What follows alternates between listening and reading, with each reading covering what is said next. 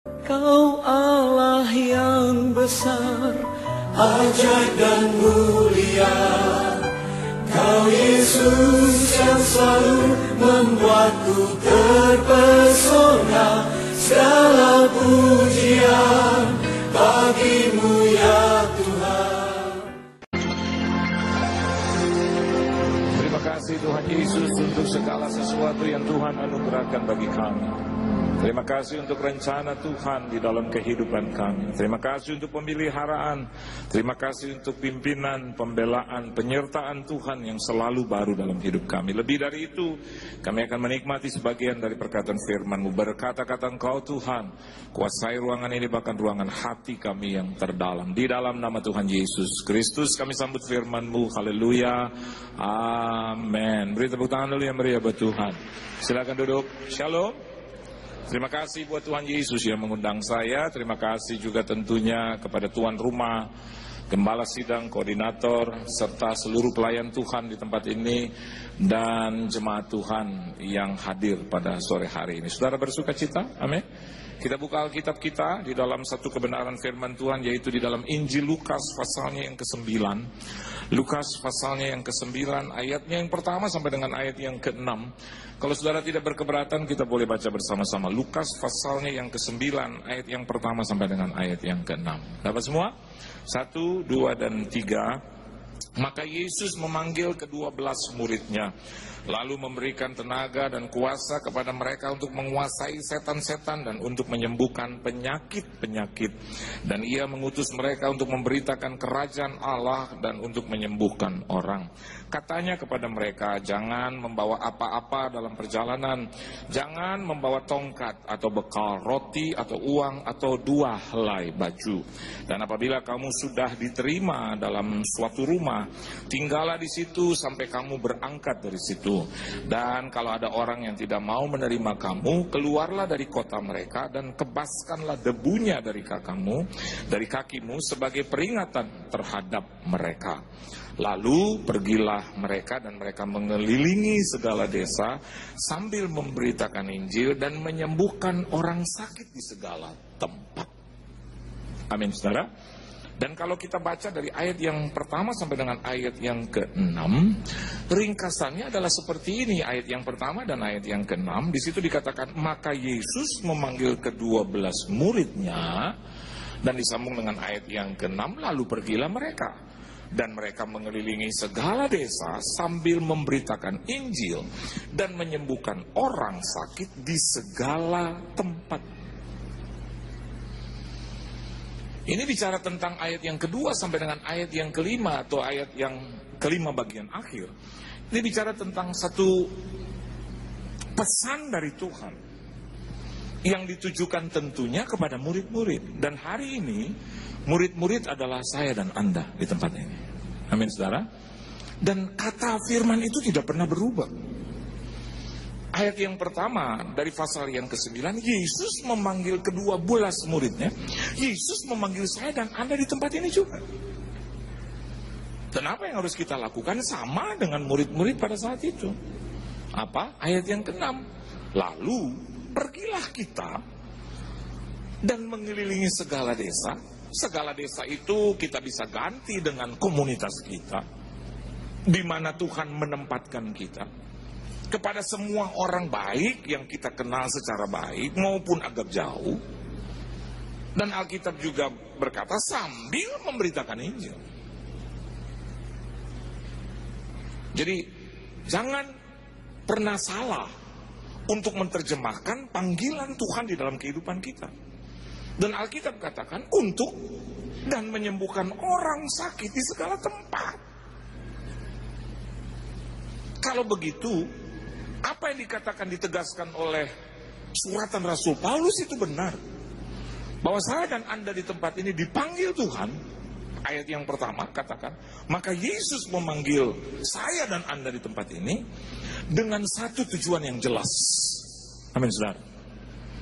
Rencana Tuhan, panggilan Tuhan itu tidak pernah tidak jelas, selalu jelas. Apa tujuannya? Yaitu menjadi berkat bagi orang lain. Amin. Sekali lagi, mempermuliakan Tuhan memberitakan Injil supaya nama Tuhan dipermuliakan, dan Alkitab katakan menyembuhkan orang sakit di segala tempat, jadi menjadi jawaban bagi orang yang membutuhkan jawaban itu. Dan ini seringkali rancu, dan seringkali kita terjebak di dalam persoalan dan masalah kita, sehingga akhirnya panggilan Tuhan, rencana Tuhan dalam hidup saya dan Anda di tempat ini jadi sumir. Kenapa? Karena kita sibuk mengurusi masalah terus. Coba Anda lihat firman Tuhan di ayat yang pertama, di situ dikatakan untuk menguasai setan-setan dan untuk menyembuhkan penyakit-penyakit. Bukan terbalik, dikuasai oleh setan dan dipenuhi dengan penyakit-penyakit. Amin, saudara. Alkitab katakan dengan jelas, lalu memberikan tenaga dan kuasa kepada mereka untuk menguasai setan-setan, not being possessed by the devil, but saya dan Anda di tempat ini menguasai setan-setan. Tapi seringkali kan kita dengar gitu, aduh, hamba Tuhan kok begitu, pendeta kok begitu, melayani Tuhan kok begitu. Ada istilah atau seringkali kita dengar itu. Atau katanya Kristen, katanya sebetulnya harus roh Tuhan yang keluar, katanya harus buah-buah roh yang keluar. Tapi kok begitu ya? 1 Petrus pasal yang ketiga ayat yang ke-9 katakan itu. Ya. Saya dan Anda di tempat ini, you are called to inherit, atau untuk mewarisi a blessing. Jadi saya dan Anda di tempat ini dipanggil bukan untuk mewarisi kutuk, tetapi untuk mewarisi berkat. Amin, saudara. Nah, seringkali dalam kenyataan, dalam factual event, kita menemukan itu kok. Saya mengalami ini, kok saya mengalami itu. Tentunya itu ada ujian dan pencobaan, ada pencobaan yang diberikan iblis, atau ujian yang diizinkan oleh Tuhan. Tetapi not being possessed by the devil or by the evil. Saya dan Anda di sini tidak boleh hidup dikuasai oleh kekuatan-kekuatan iblis itu. Tetapi rencana Tuhan dalam kehidupan kita yaitu ya dan amin, menguasai kuasa-kuasa kegelapan itu. Nah, hari ini dalam panggilan Tuhan terhadap kita, dan khususnya untuk menggemban panggilan Tuhan itu, untuk menjawab dunia di akhir zaman ini, apa yang Yesus perlengkapi dalam kehidupan kita? Apa yang Yesus berikan, bukan asal panggil. Ya. Ada satu buku yang terkenal, ya, Purpose Driven Life. Hidup yang dikendalikan oleh tujuan. Hidup yang dikendalikan oleh rencana Tuhan dalam hidup kita. Amin, saudara. Bukan yang dikendalikan oleh kuasa-kuasa yang entah berantah, tetapi dikendalikan oleh kuasa yang luar biasa itu. Kuasa yang superb, kuasa kebenaran itu. Yaitu kuasa yang datangnya dari Tuhan. Nah, ini yang Tuhan wariskan, atau ini yang Tuhan perlengkapi dalam kehidupan kita, supaya kita menjadi jawaban bagi dunia ini. Yang pertama, coba Anda lihat ayat yang ke-6. Firman Tuhan katakan begini, maka Yesus memanggil ke-12 muridnya, lalu memberikan tenaga. Ya, Alkitab katakan tenaga dan kuasa kepada mereka untuk menguasai setan-setan dan untuk menyembuhkan penyakit-penyakit. Ini bicara tentang otoritas. Saya dan Anda di tempat ini, tadi kan ada nyanyian, ku diberi kuasa dari Raja Mulia, menaklukkan iblis di bawah kakiku. Ya. Dan ini mestinya menjadi satu kejelasan di dalam kehidupan saya dan Anda di tempat ini.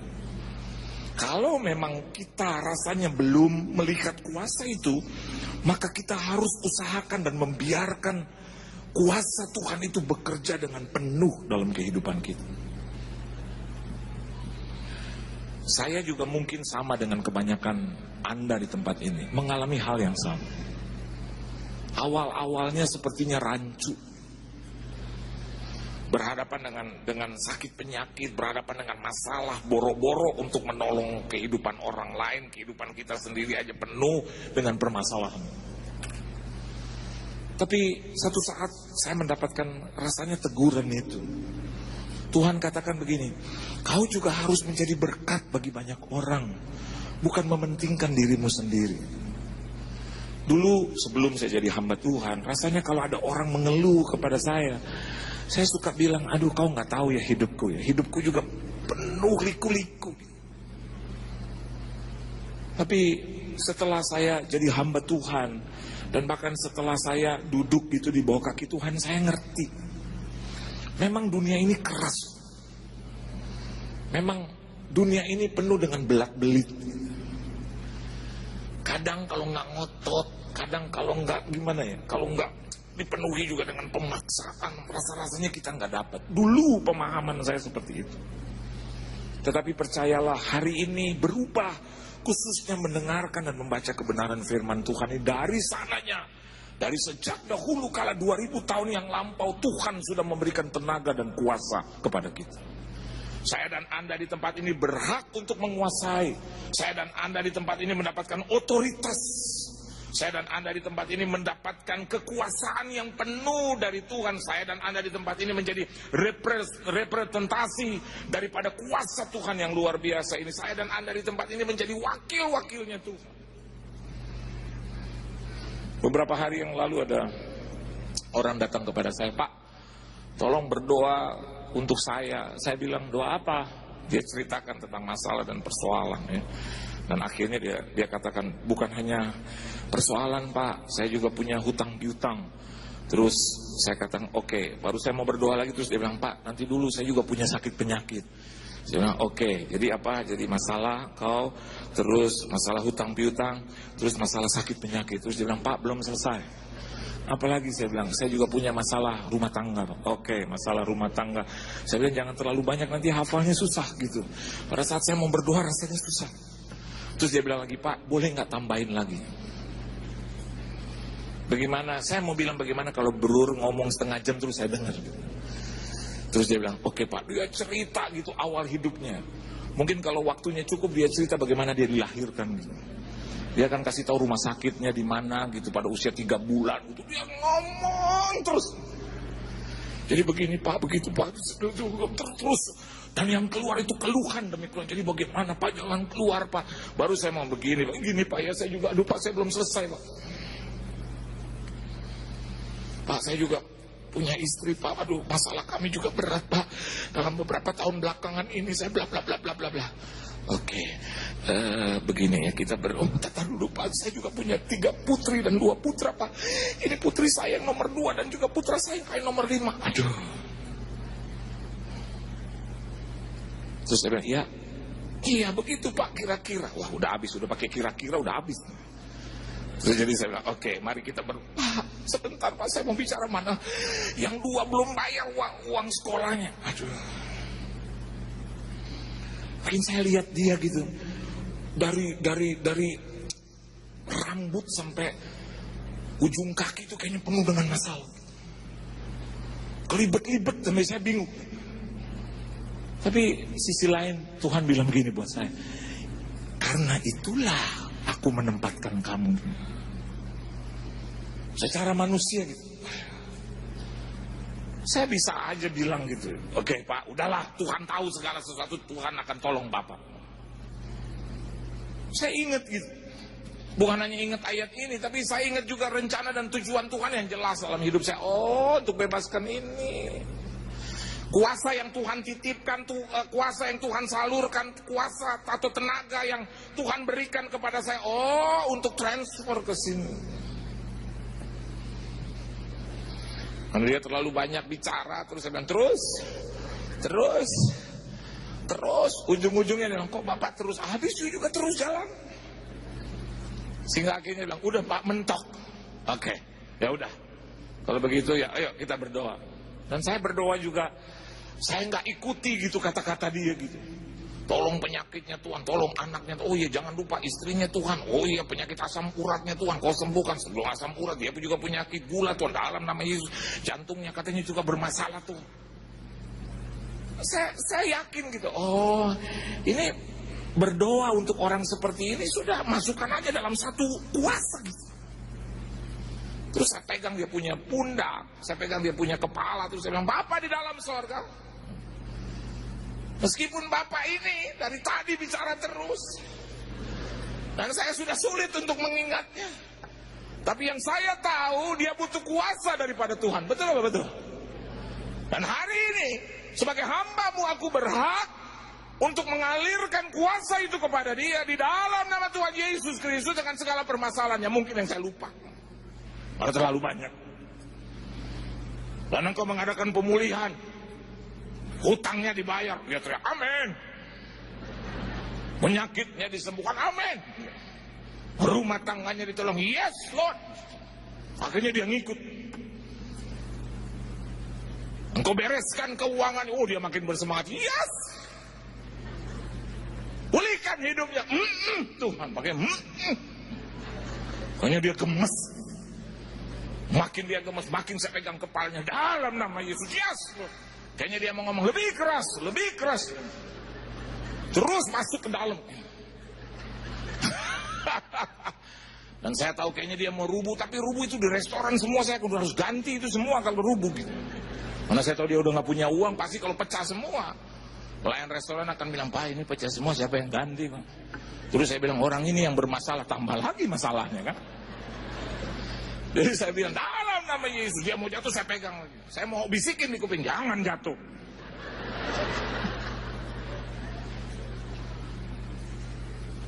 Dan saya dapat berita, dia bilang, aduh Pak, setengah daripada persoalan itu selesai.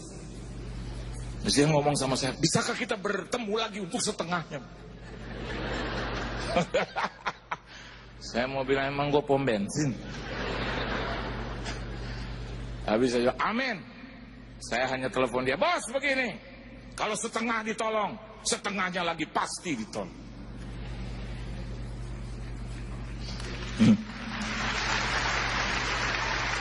Nah, Anda tahu, bukan hanya saya pemilik kuasa itu, Anda juga pemilik kuasa. You have the authority of God. Anda punya otoritas itu. Anda adalah wakil-wakilnya Tuhan. Amin. Oleh sebab itu jagalah hidup kita dengan baik, supaya kuasa itu juga bekerja dengan baik. Amin, saudara. Tapi kalau hidupnya juga sudah ke kiri dan ke kanan, kuasa itu nggak bisa bekerja dengan maksimal. The authority yang pertama yang Yesus berikan kepada murid-murid dan Anda di tempat ini serta saya adalah otoritas. Otoritas untuk melakukan kuasa. Otoritas untuk menyalurkan kuasa itu. Otoritas untuk membuka peluang hidup buat orang lain. Sebelum saya ke Surabaya, ada suami istri datang ke rumah, sehingga saya diantar oleh beliau. Dia ini bekas bos saya. Waktu dia dengar saya mau pergi ke gereja ini, terus dia telepon istri saya, Bu, saya mau ikut dong. Saya mau ibadah di Betani ini, saya mau ikut. Karena dia lihat di YouTube yang diunduh dari gereja ini. Waktu Jumat Agung di tempatnya ini, kurang lebih ada puluhan ribu orang gitu. Dan dia nonton di Jakarta. Sehingga waktu dia jumpa saya, dia bilang, saya mau datang ke gereja ini, tolong saya diberitahu dan diajak. Terus saya bilang, iya nanti saya beritahu. Dan saya beritahu dia, iya minggu depan saya ada di situ. Saudara, tapi ada kendala, karena bertepatan juga dengan malam takbir, dengan menjelang lebaran. Saudara tahu, tidak ada satu tiket pun kosong. Sampai 2 hari 2 malam itu istri saya itu tunggu. Sampai ditungguin begitu. Sehingga dengan sangat menyesal saya katakan kepada dia. Sehingga akhirnya ya udah, saya sangat beruntung. Bukan hanya pergi ke gereja ini, mungkin ada satu penundaan yang saya nggak tahu dari Tuhan. Tapi di lain waktu saya mau pergi, saya mau ikut. Dan dia katakan kepada saya, boleh apa tidak nggak pergi ke gereja di Surabaya, tapi saya mau antar engkau aja sampai ke bandara. Terus saya bilang begini, udahlah saya udah gampang naik taksi aja. Enggak. Saya rasa terhormat kalau saya bisa antar Pak Pendeta, bayangkan. Dan waktu dia antar itu saudara, sepanjang jalan cuma bilang, minta Tuhan doain saya, biar Tuhan buka jalan buat saya. Saya dengar itu terenyuh. Ya, biar Tuhan buka jalan, biar Tuhan berkati. Istrinya dari belakang pegang saya punya pundak gitu. Doain ya Pak Pendeta, doain ya Pak Pendeta, biar dagangan laku, biar toko laku, biar semuanya laku. Untung dia nggak bilang biar suamiku juga laku. Mungkin dalam hati kecil saya bilang gini, yang dagang kan dia, yang punya toko dia. Tapi dengarkan baik. Untuk mencari jawaban itu, keuntungan itu, dia butuh Tuhan, dia butuh Anda di ruangan ini. Amin, saudara. Saya mau katakan buat Anda, ketika otoritas itu bekerja, bukan orang lain saja yang membutuhkan dan ditolong, tetapi engkau pun akan diingat oleh Tuhan. Dan bos saya itu kalau diberkati itu saudara, waduh, kalau tokonya rame, kalau tokonya melimpah, kalau sampai orang berebutan di luar itu tarik-tarik pakaian. Dan kalau dia udah selesai atau kadang dalam keadaan penuh dengan orang, yang dia telepon di muka bumi saya, dia bisa telepon, Pendeta, shalom. Senang rasanya lihat orang diberkati. Aduh, Tuhan Yesus baik. Amin, Pak Pendeta Yesus. Aduh. Terus saya tanya, kenapa bos? Ini dari pagi, ini orang nggak berhenti Pak, berebutan. Ini dagangan saya laku. Terus dia tanya, Tuhan Yesus mau apa ya Pak Pendeta? Terus saya jawab, pendetanya lo tanya. Lu jangan aja cuma tanya Tuhan Yesusnya. Lu tanya juga pendetanya. Baru bilang, iya Pak Pendeta mau apa? Banyak. Saya mau katakan buat Anda hari ini, kalau kita punya otoritas, bukan hanya mereka diberkati, kita pun diberkati. Beri tepuk tangan sama dia betul. Itu yang Tuhan berikan buat kita. Yang kedua, coba lihat ayat yang kedua. Baca sama-sama saudara. 1, 2, dan 3. Dan ia mengutus mereka untuk apa saudara? Untuk memberitakan kerajaan Allah dan untuk apa? Menyembuhkan orang. Dan ini adalah satu target utama Tuhan. Ini adalah rencana Tuhan yang utama. Atau dengan kata lain, ini adalah prioritas di dalam kehidupan kita. Jadi yang pertama itu bicara apa yang Yesus titipkan dan berikan kepada murid-murid dan Anda serta saya di tempat ini. Yang pertama adalah the authority, His authority. Yang kedua adalah the priority. Dalam hidup kita harus ada kecenderungan. Amin. Sekali lagi, dalam hidup kita harus ada kecenderungan untuk memilih Tuhan daripada yang lain. Ini dinamakan atau saya namakan prioritas, mengutamakan Tuhan daripada yang lain. Kadang memang suka terganggu. Ya tadi saya cerita teman saya, kalau sudah diberkati suka lupa. Bangun pagi, toko buka jam 4, jam 5 di Tanah Abang itu. Jam 4, jam 5 orang dagangnya itu buka tokonya jam 4, jam 5. Karena pembeli dari seluruh Indonesia bahkan dari luar negeri datang tuh pagi-pagi benar. Tapi lihat kecenderungannya juga berlaku. Kalau berkatnya ngalir, kalau keuntungannya ngalir, kalau pembelinya mengalir, kalau keuntungannya mengalir, suka apa? Lupa. Sibuk. Sampai untuk ke gereja aja jadi susah. Oleh sebab itu tadi saya katakan, kenapa dia kemarin antar saya? Karena apa yang dia lakukan tidak lagi memprioritaskan Tuhan. Itu ceritanya. Diberkati limpah. Lihat muka saya dan lihat mulut saya. Limpah. Saya kadang lihat berkatnya gitu. Wah, luar biasa. Bayangkan, orang jam 4 datang terus tarik-tarikan gitu pakaian. Padahal pakaian yang harganya cuma puluhan ribu, tapi bisa jual ratusan ribu potong.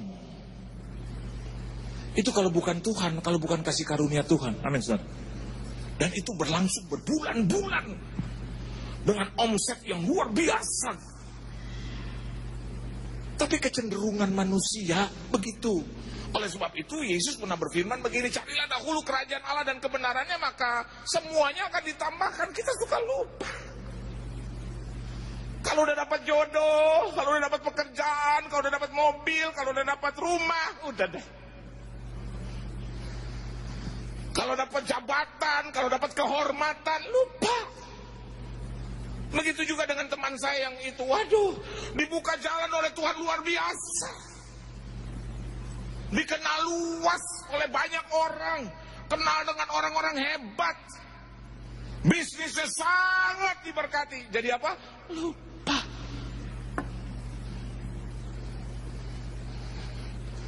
Bahkan acap kali gitu. Dia pergi ke satu tempat atau ke luar negeri atau keluar daerah atau urus bisnis. Bahkan hari Minggu nggak ke gereja. Lupa. Nanti saya suka telepon hari Senin atau hari Selasa. Bos. Terus, orang kalau udah diberkati juga bahasanya suka nggak jelas. Suka lupa. Bos, di mana?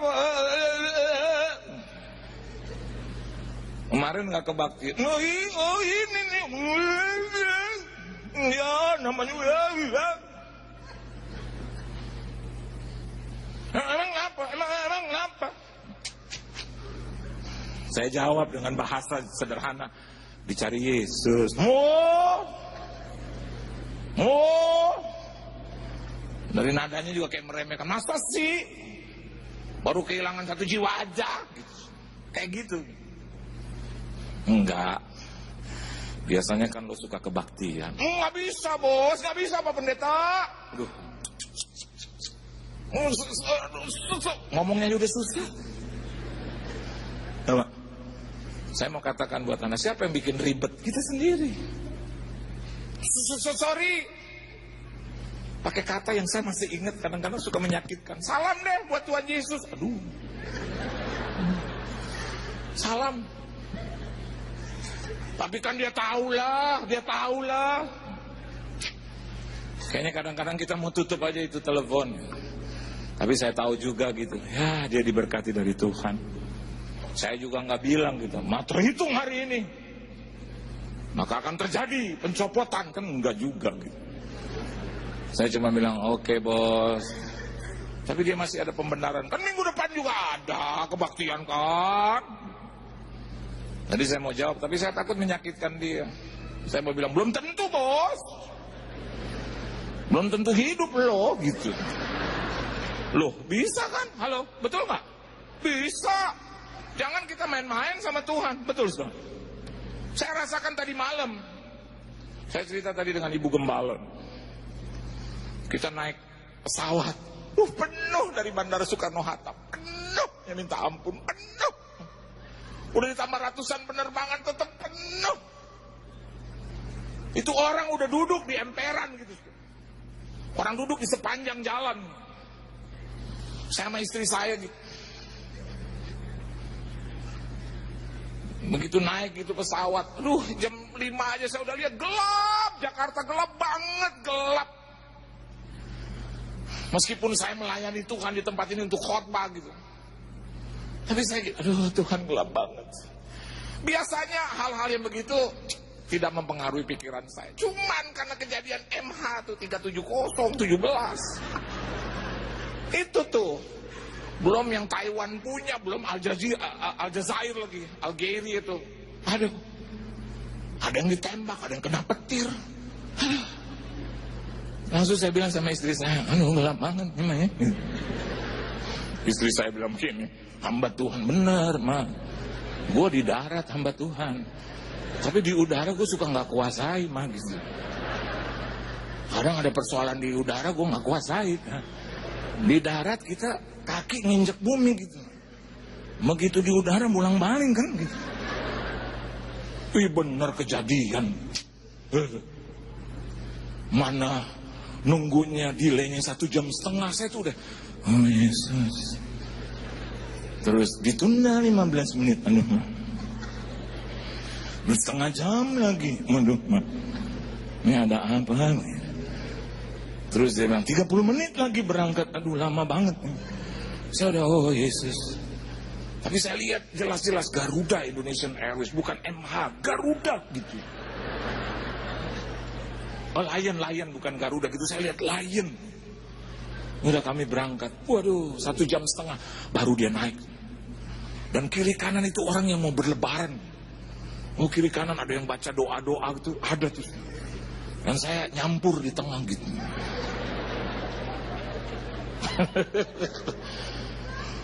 Pokoknya waktu dia doa saya bergumam aja.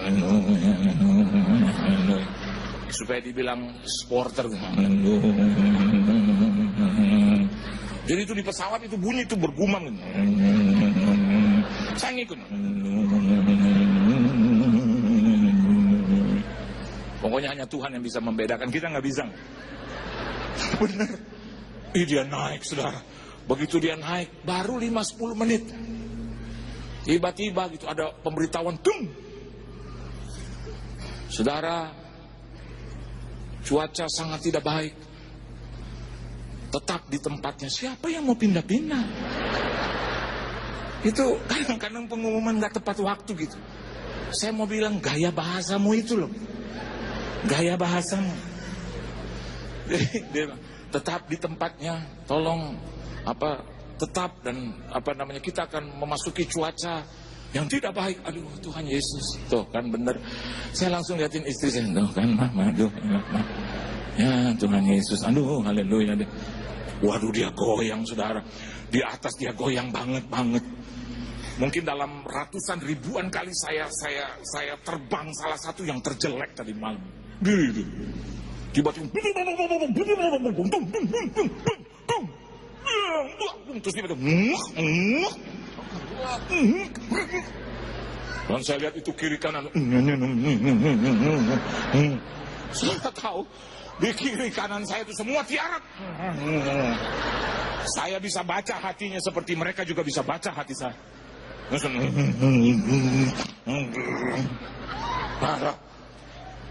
Itu tiba-tiba terus gitu.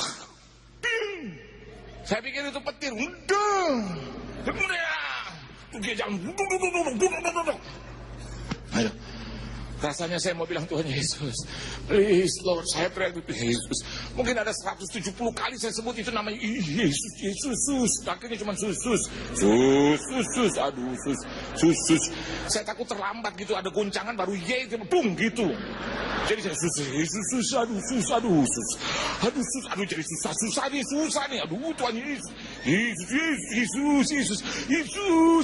Saudara tahu dalam ketakutan itu kita nggak pusing istri. Fokus, Tuhan Yesus. Saya nggak ada nengok dia karena saya lihat juga dia nggak nengok saya. Aduh, sepanjang jalan selama 30 menit begitu terus. Di situ saya tahu kayaknya kalau maut itu udah dekat sama kita bos, ya. Sorry, bukan saya sedang nyindir Anda kalau kita udah dekat dengan maut tuh, pasti prioritas kita berubah. Halo. Kalau di darat kita dengar firman Tuhan.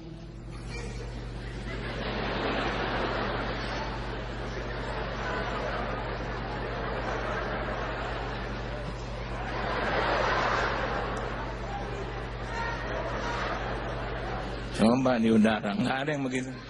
Rapi, mau mati rapi. Saya lihat kiri kanan semua rapi. Saya mau bilang mau mati rapi nih semuanya.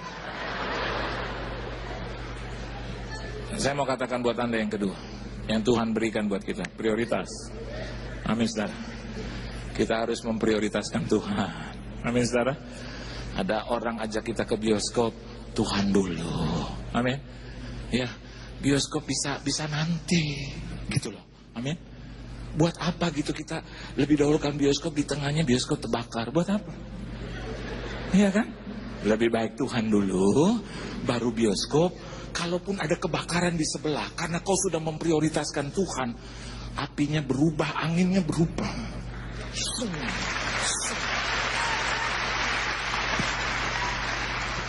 Udah 2 aja, udah 6:30.